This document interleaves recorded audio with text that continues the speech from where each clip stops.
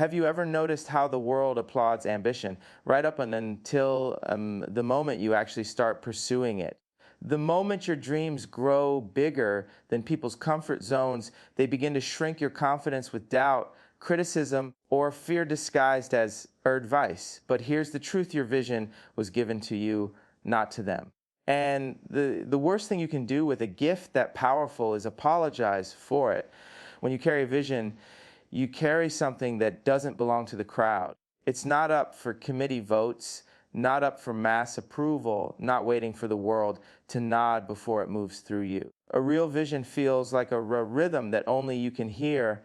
It wakes you up before the alarm. It keeps you from settling. It burns inside you even when everyone else says you should quiet down and just be grateful for what you already have. But you know better. You know you weren't designed for the box that other people feel comfortable in. You know your thoughts don't move in straight lines. They leap, they collide, they spark, they create. And that's exactly why your vision is your responsibility. You're the only one who can carry it without dropping its essence. People will try to project their fears onto you because your dream is too large for their imagination. They'll question your timing, your motives, your path, all because they can't see the world the way you do. But vision doesn't wait for sight, it demands belief. And the moment you start asking people for permission to see what you already see, you weaken the entire foundation of what you're building. Your vision wasn't given to a council. It wasn't handed out like a flyer to the neighborhood. It was placed in you specifically, intentionally, purposefully, because you're the only one who can interpret it, shape it, and protect it from being watered down. Sometimes you have to walk alone with your vision, not because you want to be isolated, but because the path isn't lit for anyone else. There's a certain intensity that comes with holding something the world doesn't understand yet. It feels like a battle between what exists and what could exist, and you're standing right in the middle, choosing to bring something new into reality. And that takes a different level of commitment, one that doesn't apologize, doesn't negotiate, and doesn't shrink just because others don't get it. You don't need a crowd to validate your insight. You don't need applause to breathe life into your ideas.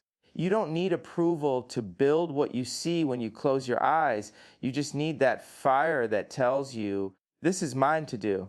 And if that fire annoys people, intimidates them, confuses them, or pushes them away, that's fine. They're not required to understand it, but you are required to honor it, because that vision inside you isn't an accident. It's a responsibility. And the moment you treat it like anything less, you betray the very future you were meant to shape. So step into it with both feet, with your whole chest, with the kind of courage that makes people pay attention even when they don't know what they're looking at yet.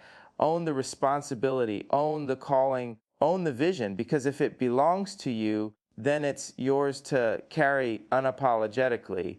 There's a moment in every journey where the world starts questioning you, not because you're wrong, but because you're different.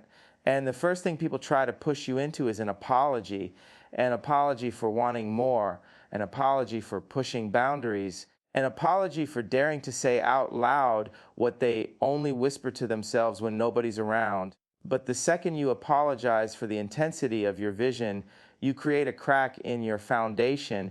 You open a door for doubt to step in and pull up a chair. And doubt, once it's comfortable, starts rearranging the furniture in your mind. That's what apologizing does. It takes your certainty and turns it into something you feel the need to defend instead of something you stand on with full force. When you apologize for your ambition, you tell the world your desire is excessive. But who decides what's excessive? Who set the limit on how far you're allowed to dream? That limit only exists when you agree to it. People try to make you feel like you're too much because they've settled for too little. They call you dramatic because their passion has gone silent. They call you unrealistic because they stopped believing in themselves long before they ever heard of you. And if you apologize for your vision, you're stepping into their narrative instead of writing your own. You don't owe anyone an apology for wanting to break cycles they got comfortable repeating. You don't owe anyone an apology for seeing a future that looks nothing like your present. You don't owe anyone an apology for being loud about your purpose when everyone else whispers theirs in the dark. Your voice is not a disturbance, it's a declaration. And every time you dim it to make someone else feel safer, your vision loses a little of its power. Your energy becomes negotiable. Your purpose becomes something you're asking permission to chase. That is not how a vision survives. Your conviction should be so strong that it makes people question their own hesitation. You certainly should make people sit up a little straighter. Not because you're trying to prove anything, but because there's something magnetic about someone who refuses to shrink, someone who refuses to downplay what they're building, someone who moves like their dreams already belong to them. That kind of energy doesn't come from apologizing. It comes from owning your presence without flinching. You have to understand the world doesn't get to set the volume of your ambition. You do. And turning it down will never help you reach what you're meant to reach. Apologies create hesitation. Hesitation creates delay. Delay creates regret. And regret is the one thing you never want tied to your vision. So when someone looks at you like you're asking for too much, like you're thinking too big, like you're moving too boldly, good. That means you're expanding beyond the limits they placed on themselves. Stand firm, speak firm, move firm. Never apologize for the force of your conviction. Every idea that ever changed anything started out looking strange to somebody. People love to celebrate brilliance once it's already polished, packaged, proven. But in its early form, when it's raw, unrefined, and unexplainable, that's when people raise their eyebrows. That's when they start telling you to calm down, slow down, think smaller, be realistic. But the truth is, if your vision looks completely normal to everybody else, it's probably not a vision at all. It's a memory of something that's already been done. Real vision breaks patterns. It challenges familiarity. It disrupts the comfort of people who have glued themselves to the way things have always been. When your ideas stretch beyond the boundaries of what's common, you have to expect resistance, not because people hate your dream, but because they can't measure it. Humans fear the undefined. They fear what doesn't fit inside the lines they already know. And when you show up with something they've never seen before, their instinct is to box it in, label it, or dismiss it altogether. But you can't let their lack of exposure turn into your lack of expression. Your ideas aren't supposed to make immediate sense. Vision arrives in a language only you can truly understand at first. It hits you like a spark, a flash, a sentence that isn't fully finished but still demands action, and the world tends to misunderstand anything that comes before its time. That's why so many people keep their biggest ideas locked inside their minds. They're afraid of being misread, misjudged, or misunderstood.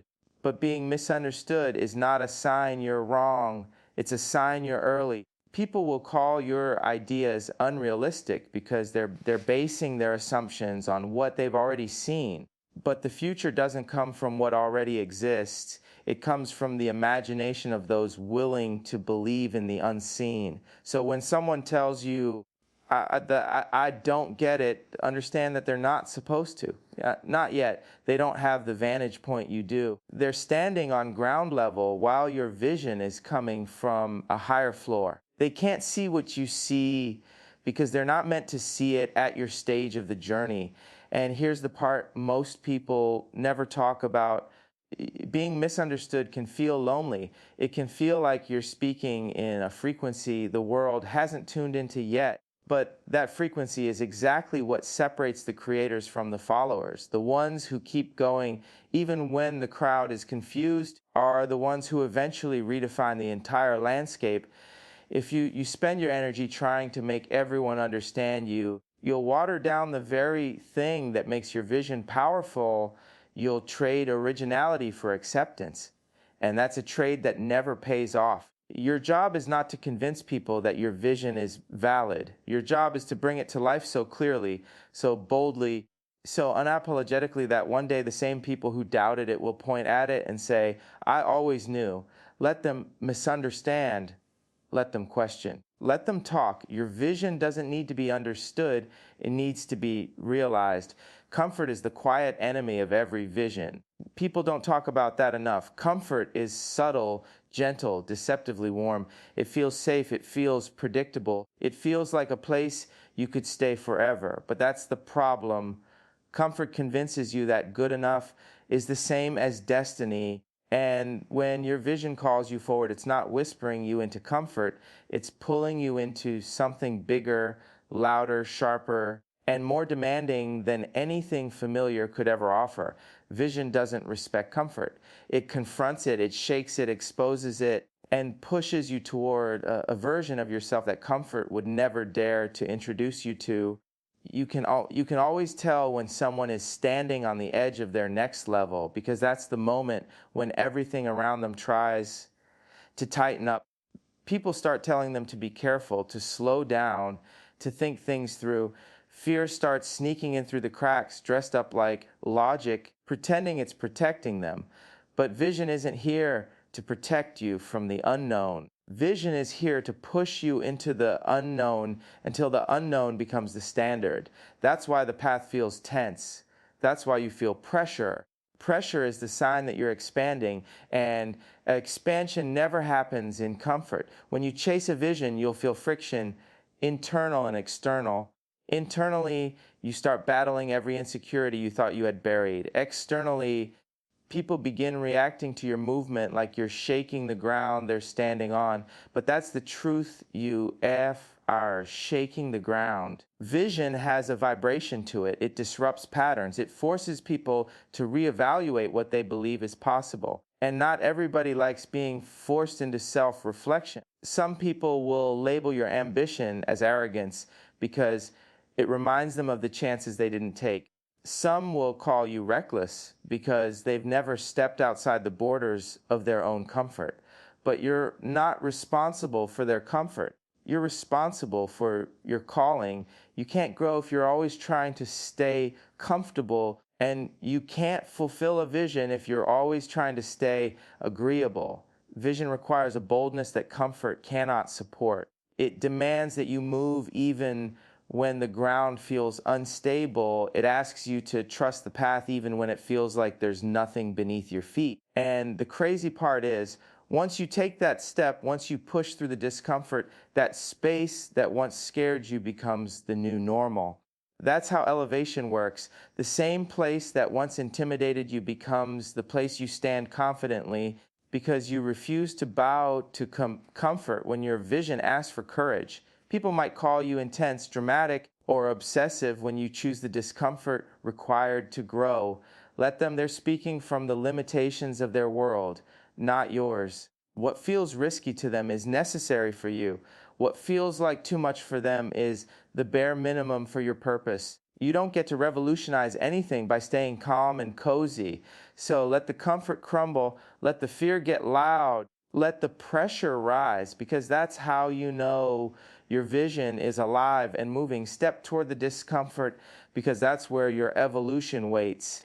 There's a season in every journey where the path gets quieter, not because you've done something wrong, but because you've finally stopped shrinking yourself to fit inside spaces you've outgrown.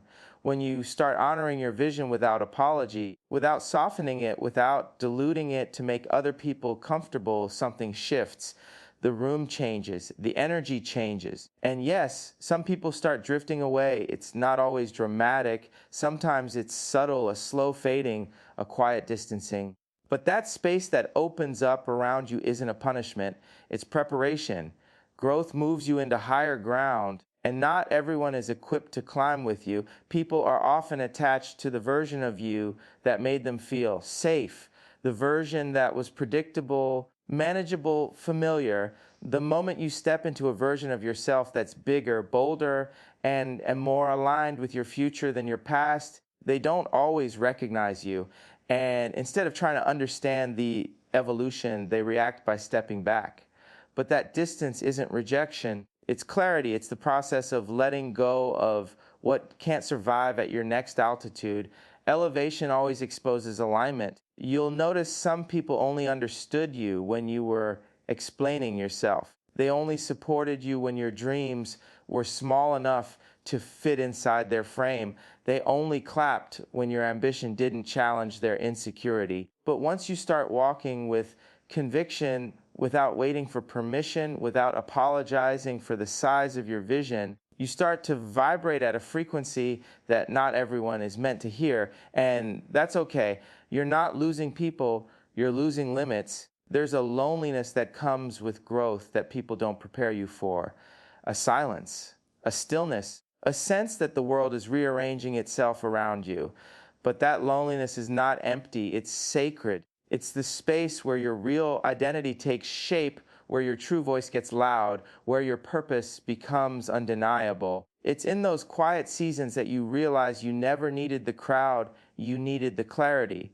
You needed the space to stretch. You needed to see who remained with you when you weren't making yourself smaller. And the ones who stay, the ones who don't get intimidated by your expansion, who don't try to cage your evolution, who don't interpret your growth as a threat, those are the people who are aligned with your future, not your past. Those are the people who don't just witness your vision, they honor it. They rise with you instead of retreating from you. And that kind of alignment can't be forced. It can only be revealed. So when people fall away, don't chase. When energy shifts, don't cling. When the room gets quiet, don't panic. Stand in that space with full confidence, because the solitude that comes with growth is not a void, it's a signal. It's proof that you're moving, rising, expanding, evolving. And if the path feels like it's asking you to walk forward alone for a moment, trust that it's only clearing the way for what and who was meant to meet you farther ahead. Let the distance do its work, because isolation is often the doorway to elevation. There's a moment when you realize that shrinking yourself is more exhausting than chasing the biggest version of your vision. Every time you apologize for wanting more, every time you downplay your hunger, every time you pretend your dream is smaller than it really is, you create a tension inside your spirit that doesn't let you breathe. You start living in pieces instead of in fullness. You start using half your power because you're afraid the whole thing might shake the room too hard. But here's the truth. Playing small doesn't protect you. It only numbs you. When you minimize your vision for the comfort of others, you suffocate your own momentum. You dim your light hoping it won't blind someone who chose to keep their eyes closed. You stay quiet in rooms where your voice was supposed to shift the entire atmosphere. And the tragic part is, the world becomes robbed of what you were meant to build simply because you were trying not to offend anyone with the size of your purpose. That kind of self-compression doesn't just hurt your future, it disrupts your present. It makes you restless. It makes you frustrated. It makes you feel like you're living in the waiting room of your own life. And the thing about playing small is that it doesn't just shrink your dreams, it shrinks your energy, your confidence, your creativity. You start thinking in circles instead of forward lines. You start settling for crumbs when you know the whole table was meant for you. You start accepting rhythms that don't match your heartbeat. And after a while, you begin to lose touch with the very thing that made your vision powerful, its scale, its audacity, its refusal to be polite. You cannot apologize your way into greatness. Vision requires a presence that's bigger than comfort, louder than doubt, stronger than hesitation. Vision asks you to walk with a conviction that feels almost unreasonable to people who've never held anything that demanded that level of devotion. And when you make your vision smaller to make others feel safer, you're treating your purpose like an inconvenience instead of an assignment. The truth is, some people will never support your full size because they've built their identity on being bigger than you. The moment you expand, the moment you rise, the moment you stop bowing to their insecurity, they feel threatened. But their fear is not your responsibility. Your responsibility is to the version of you that knows exactly what you're capable of, the version you see in the quiet moments, The one that doesn't doubt, doesn't apologize, doesn't negotiate with smallness. Standing in your full vision is not arrogance, it's alignment. It's what happens when you finally stop dimming your brilliance to match rooms that were never meant to contain you. And the moment you commit to that fullness, the world around you starts to shift. Opportunities open, energy elevates, the right people appear, not because you changed who you are, but because you finally stopped hiding who you are. So don't shrink. Don't soften. Don't play smaller than your purpose demands. Step into the space you were built for, uncompromised and unapologetic. A vision isn't just a dream you picture in your mind, it's a preview of the person you're becoming. It's like life hands you a glimpse of your future self and asks, are you bold enough to grow into this? And that question sits in your chest every day. Vision shows you the life you haven't walked into yet, the level you haven't reached, the strength you're still building. It exposes the gap between who you are and who you're meant to be, not to embarrass you, but to awaken you. That gap is not a problem, it's an invitation. Your vision is the most honest reflection of your potential, not your circumstances, not your current surroundings, not the opinions people throw at you when they can't see what you see. Vision skips all of that noise and speaks directly to your future. It reveals the version of you that's sharper, more disciplined, more powerful, more aligned. It shows you possibilities that reality hasn't caught up to yet. And that's why it feels so intense. That's why it feels bigger than what you think you're ready for, because it's not designed for who you are right now. It's designed for who you're becoming. Most people mistake that feeling of being overwhelmed as a sign that their vision is unrealistic. But feeling overwhelmed doesn't mean it's impossible. It means you're evolving. Growth stretches you in ways comfort never will. Your vision stretches your mind first, expands your thinking, pushes your boundaries, forces you to level up your habits. Then it stretches your environment, your relationships, your mindset. And sometimes that stretch feels uncomfortable, even painful, but that's how potential gets activated. You don't become the next version of yourself by staying loyal to the old one. When a vision hits you, it doesn't ask if you're ready. It doesn't ask if you have everything figured out. It doesn't wait for you to become perfect. It shows up and demands your commitment. It demands you rise. It demands you start showing up like the person you're supposed to be, not the person you've settled into. And if you listen closely, you can feel that future version of yourself pulling you forward, pulling you out of excuses, pulling you out of fear, pulling you out of limitations you didn't even realize you accepted. You weren't given your vision by accident. It's not random. It's not a coincidence, it's a signal from your destiny, a blueprint encoded into your spirit, a promise of what's possible if you stop doubting your own capacity. And once you understand that your vision is a preview of your potential, you stop asking for permission to grow. You stop apologizing for thinking bigger. You stop lowering your standards to match your surroundings. Because you realize you're not chasing something external, you're stepping into who you truly are. Your vision isn't ahead of you, it's within you, waiting to be lived. The world doesn't need a copy of what's already been done. It doesn't need more people playing small or settling for less than they were built for. What it needs is what only you can give. There is a combination of experience, perspective, creativity, and fire inside you that cannot be replicated. No one else has walked your exact path. No one else has felt what you've felt. No one else has survived what you've survived. And that makes your voice, your ideas, your vision completely unique and irreplaceable. That uniqueness is not a luxury, it's a responsibility.